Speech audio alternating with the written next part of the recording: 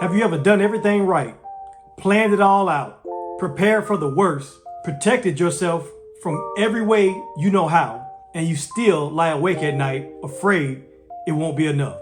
Here's the hard truth.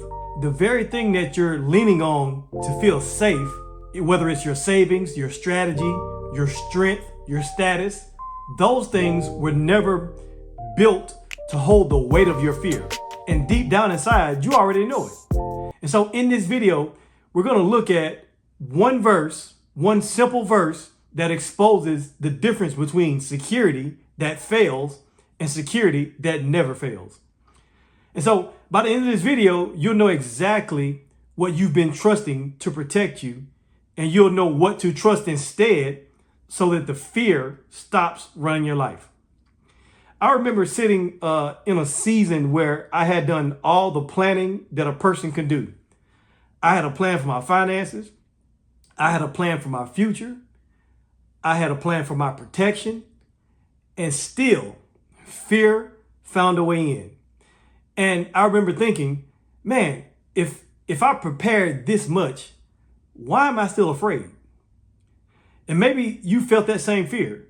Maybe you've done the responsible thing.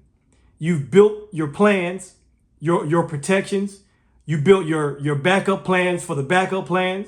You've done it all. And fear still shows up anyway, whispering that it's not enough, that something could still take it all away.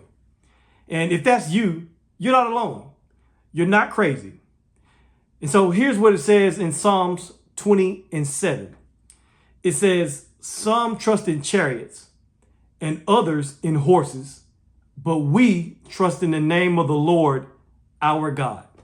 Now let's break that down.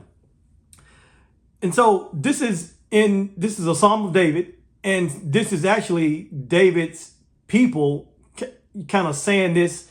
David's his people, until King David, he had an army, and he was the king. Well, he was the king of Israel at the time, and so back in that day, chariots, for his army and for all the armies, chariots were the most powerful weapon on the battlefield. A chariot was fast. A chariot was fierce. A chariot made an army look unbeatable. And so when nations went to war, they counted their chariots first. They made sure they had so many chariots. They counted them first because chariots meant safety. But God kept warning his people not to put their trust there, not to put your trust in the chariots. In Isaiah 31:1, it says, "Woe to those who go down to Egypt for help, who rely on horses, who trust in the abundance of the chariots and in the multitude of horsemen. They do not look to the Holy One of Israel. They do not seek the Lord." And so what does this mean? So God was not saying that chariots were evil. He didn't say chariots didn't work. He was saying that chariots were never meant to be your source of safety. And so here's the first takeaway. Some of us have a chariot too. What's your chariot? It might be your paycheck. It might be your plan. It might be your position.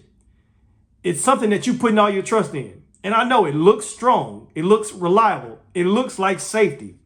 But a chariot can break down. A chariot can run out of fuel. A chariot cannot save you when it really counts.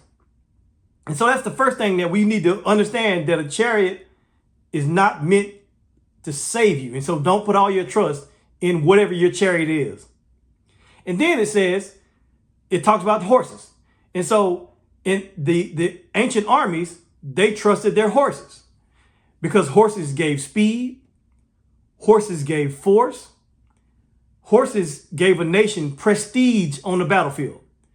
And that's why kings wanted to collect a lot of horses, because a king with many horses looked like a king who could never be defeated, right? And so a king with a lot of horses looked like a strong king, like he had a strong army.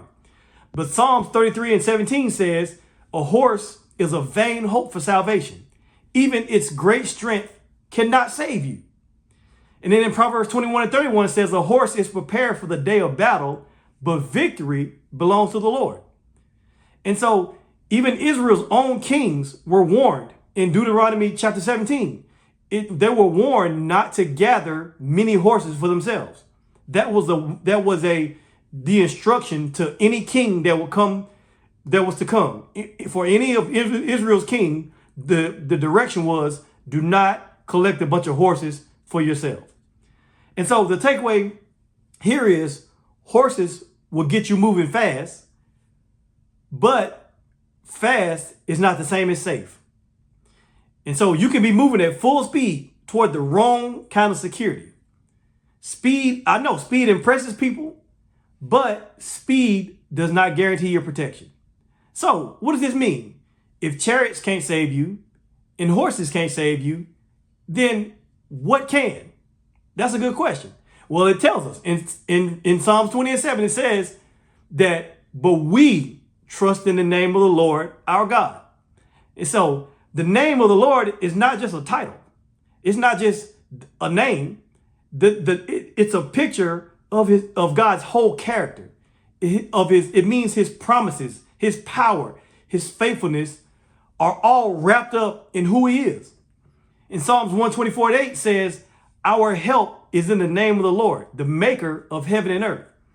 In Proverbs 18:10 says, the name of the Lord is a strong tower, and the righteous run into it and are safe. And so the takeaway here is, a chariot can break, a horse can grow tired, but the name of the Lord never changes and never fails. And then Psalms 9:10 says, those who know his name put their trust in him, because he has never once abandoned those who seek him. And so what does this mean for you?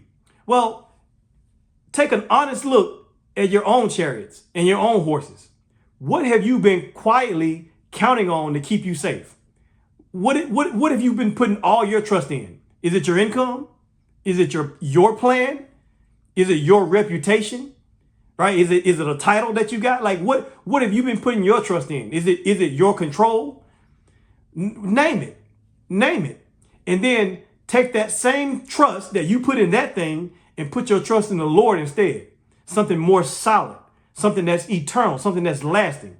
Now, that might look like starting your morning by speaking his name over your fear instead of rehearsing your worry. It might look like praying Psalms 20:7 out loud before you walk into a hard conversation or have to make a hard decision. See, trust is not just a feeling. It's a choice you make with your actions.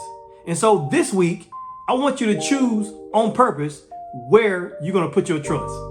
Because some trust in chariots and some trust in horses, but we trust in the name of the Lord our God. And so I pray that this blessed you. I pray this was helpful for you. If it is, let me know in the comments. Thank you for watching, and I'll see you in the next video.